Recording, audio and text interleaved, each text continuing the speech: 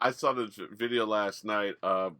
Gaetz and Marjorie Taylor Greene took their road show to the Arizona, and it was the most pitiful grouping. It was Marjorie Taylor Greene, Matt Gaetz, Andy Biggs, and Paul Gosar, all people who are far right whack jobs. And I'm not sure if you saw the video, but Gaetz just looked pitiful. He looks like he's lost a ton of weight. It's probably Yeah. stress not eating, right? He had his hair, but that's the face of the Republican Party.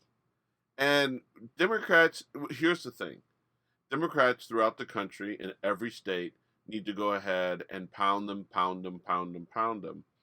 But as with the election of Trump, as with the 73 million people who voted for Trump, we also have to have a wake up call. And not that I don't think we need to be kowtowing to the 73 million or those who will vote in Republican primaries, but that should tell you at least what our country's up against. The fact that you have people who, if Gaetz goes ahead and gets arrested with these charges, which I would believe will be easy to prove, and how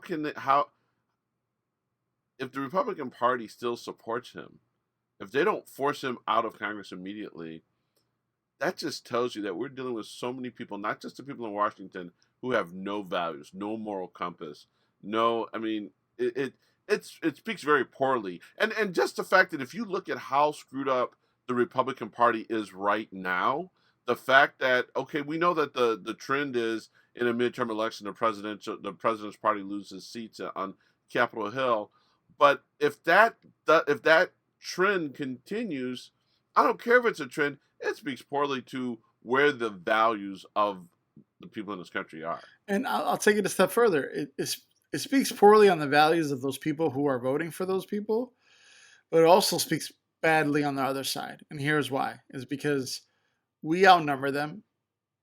Statistically speaking, we're probably smarter than them because we believe in the science and everything of just general right stuff.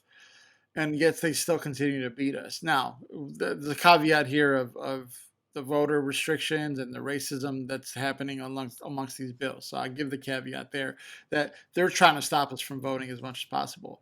But we have to show up. I think if we just show up, we'll never lose another midterm or general election for a long time. Right now, because we refuse to show up consistently, the Republican Party feels like they could just siphon off enough of us to continue to win elections. But if we all show up and if we all participate, no matter what they pass, we're still going to have the voter turnout that we need to win elections. That's what I'm hoping for in 2022. And that's what I want to shift. I don't think we have to pound them, pound them, pound them. I think we have to start beating our chest a little bit more. I wish Obama came out on a victory tour and said, I just passed the first healthcare bill in this history of this country. I wish he did that more. And I learned this from the West Wing, believe it or not. I know I talk about the West Wing a lot, but there was a point where President Bartlett talks about passing a significant bill that he can't take credit for. And he says, we're going to pass this and nobody's going to know and we can't beat our chest about it. And I feel like that's changed, right? Republicans talk about tax cuts and boom, boom, boom, and opening the country and all this stuff. Democrats are the ones passing serious legislation here. Democrats are the ones who are actually governing. Democrats are the one who's progressing this country. You're right. It's a shrinking base on the right. It's going to continue to shrink no matter what. No matter what they say, it's going to continue to shrink. But we're the ones actually doing stuff, and we have to start boldly saying that. I think Biden's doing a decent job of that, of saying the checks, infrastructure, this. Um, and I think that's going to help us in 2022. We just have to show up.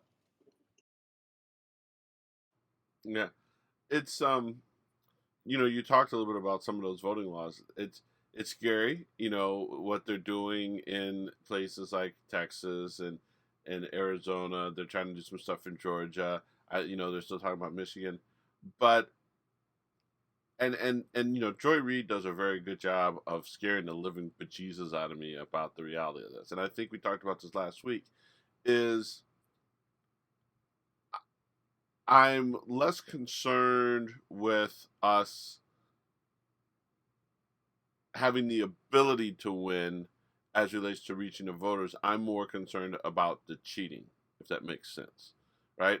I'm I'm not. I feel that we're well positioned to maintain and increase on Capitol Hill in the midterm, but what I'm not necessarily confident in is that it'll be a fair election. If it's a fair election, I think we win. But the question is it a fair election? Will it be a fair election? And I think that's what we really have to do. I mean, I don't think it's. I was thinking earlier today about how a slogan for the Democrats in 2022 is democracy's on the ballot. It literally is.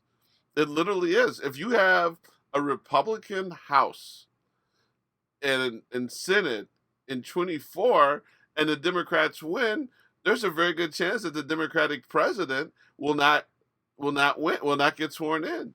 So I think that right now, and I don't know do you think that's an insider's argument? Do you think that's an argument that we can take, the same way, we talk about the kitchen table issues, your insurance, your taxes, stuff like that. Could democracy being on the ballot be a kitchen table issue?